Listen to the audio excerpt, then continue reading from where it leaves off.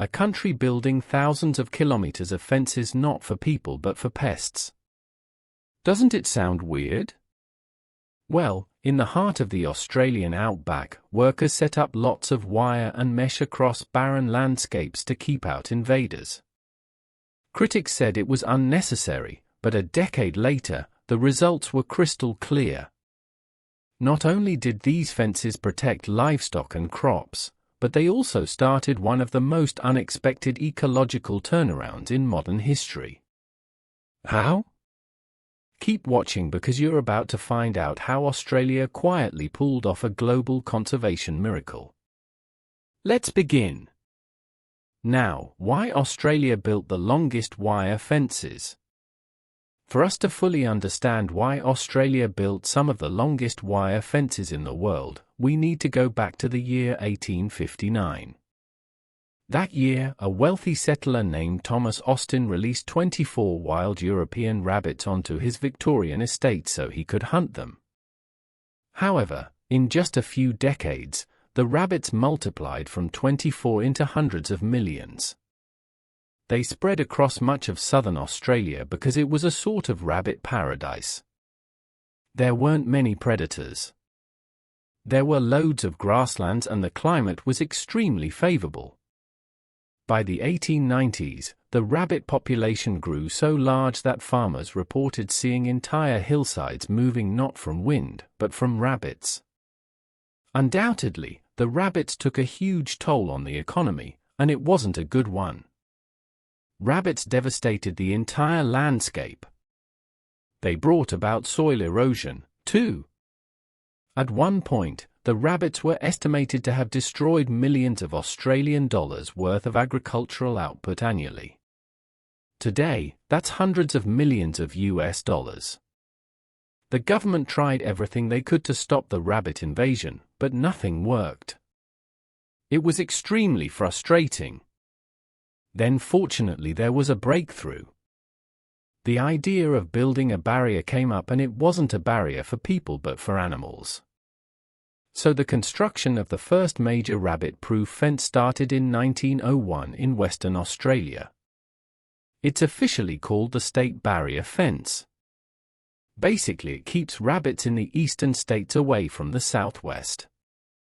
Eventually, it stretched over 1,800 kilometers, and it became one of the longest unbroken fences in the world back then.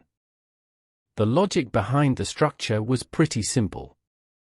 If you couldn't exterminate the rabbits fast enough, maybe you just shut them out.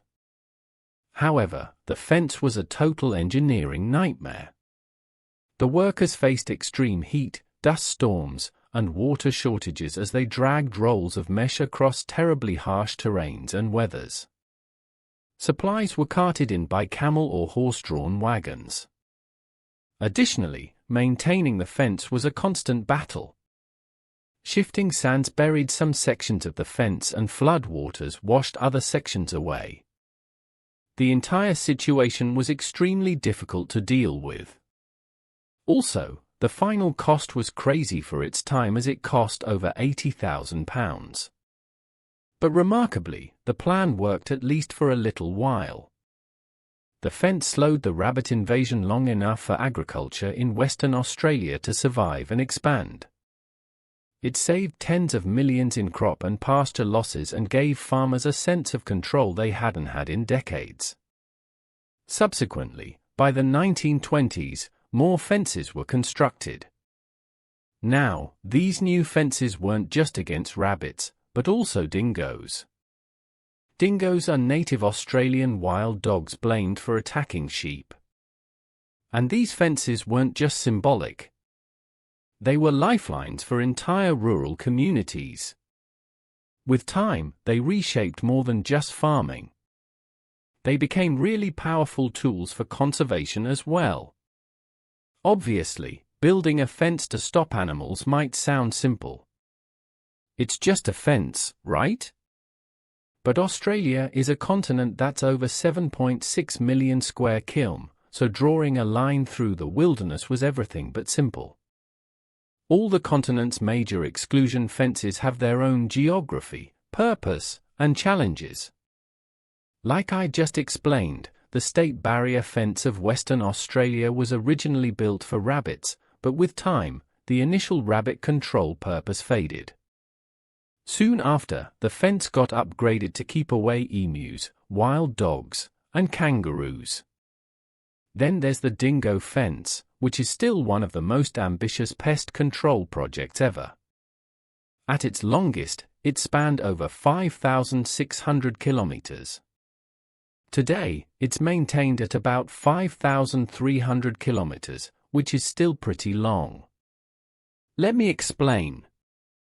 If you lay the fence out across Europe, it'll stretch from London to Istanbul and then nearly back again. It's a bit funny that if you somehow found a way to unravel and straighten all of Australia's major exclusion fences, they'd cover over an eighth the length of the equator. Together, Australia's exclusion fences span thousands of kilometers, some of the longest networks in the world. In Queensland, something newer came up in the 2010s. It's called cluster fencing. Instead of one gigantic barrier, farmers grouped their properties into clusters. They built hundreds of kilometers of predator-proof fences around each group.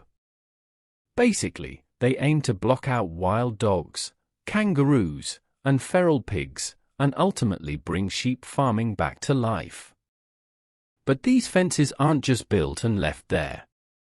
People live within them, which means that maintaining them is a year-round job, and it's quite a hard one as well. In remote places, workers have to deal with a lot of harsh weather. A single break in the fence will undo years of protection, so lots of maintenance is necessary to keep them standing. Also, in places inside South Australia, the fence isn't just a barrier. It's kind of a line between two different worlds. On one side, sheep farms exist with reduced predator pressure. On the other side, predators roam freely. These lines, even though they're made of wire and mesh, carry heavy consequences. They define where livestock thrives, where native species are safe, and where Australia's battle against invasive animals will be fought next.